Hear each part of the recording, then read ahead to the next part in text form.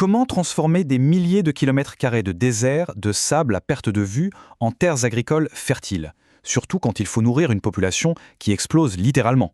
Eh bien, c'est le défi, un défi monumental que l'Égypte est en train de relever. Pour bien saisir l'ampleur du problème, il faut regarder les chiffres. En 2023, la population égyptienne a dépassé les 113 millions de personnes. C'est tout simplement le pays le plus peuplé du monde arabe.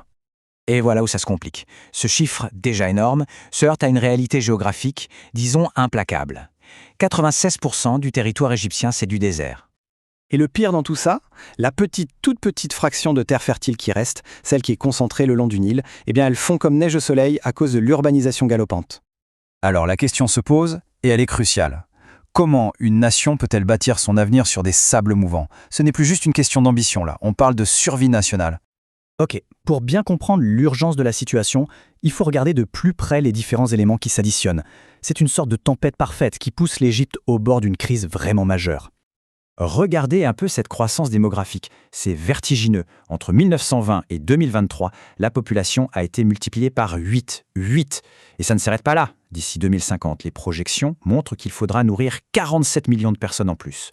Pour se donner une idée, c'est comme si on ajoutait toute la population de l'Espagne. Ce déséquilibre, ça a une conséquence directe.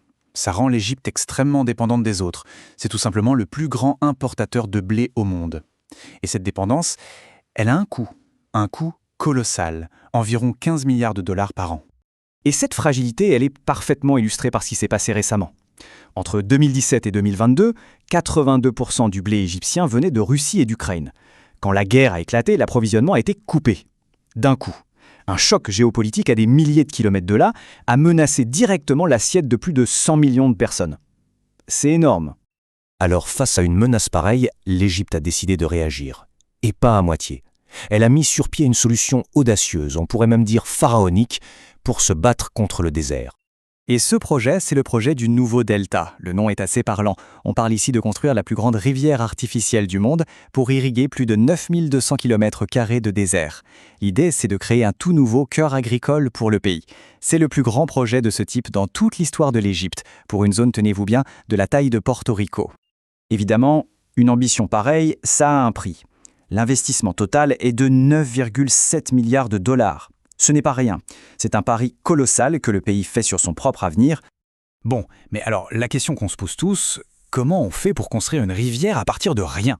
C'est une vraie prouesse d'ingénierie, quelque chose qui défie presque l'imagination. C'est monumental. Alors, le parcours de l'eau est fascinant. Tout commence par la récupération des eaux usées agricoles d'une branche du Nil.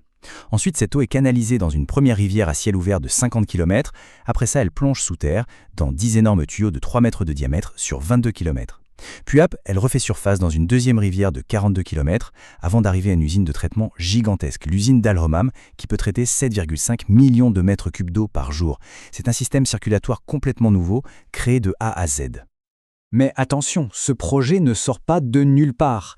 Ce n'est pas juste une question technique, c'est aussi une manœuvre stratégique dans un contexte géopolitique très tendu, un conflit où l'enjeu c'est l'eau du Nil. Pour bien comprendre la situation, il faut remonter un peu dans le temps. Historiquement, des traités datant de 1929 et 1959 donnaient à l'Égypte et au Soudan des droits sur la quasi-totalité de l'eau du Nil. Sauf qu'en 2011, tout change. L'Éthiopie commence la construction d'un barrage gigantesque en amont, le grand barrage de la Renaissance. Et depuis, la tension n'a cessé de monter, notamment avec les différentes phases de remplissage du réservoir.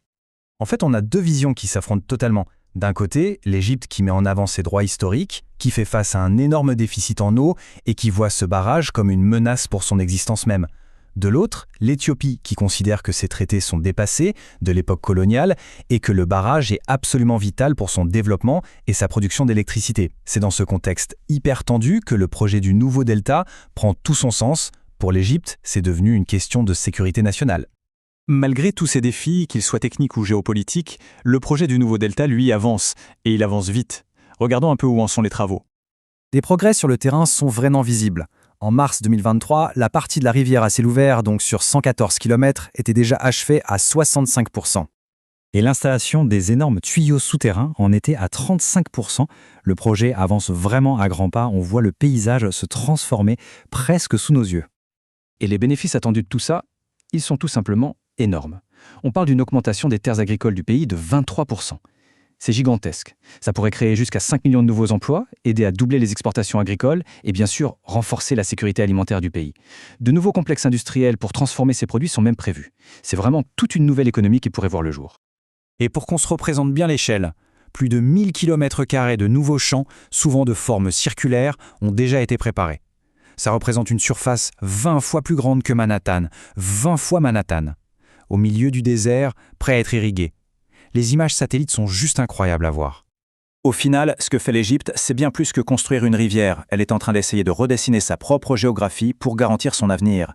La question qui reste, et elle est immense, c'est de savoir si cette merveille d'ingénierie, cette rivière née de la main de l'homme, suffira à sécuriser le destin de toute une nation.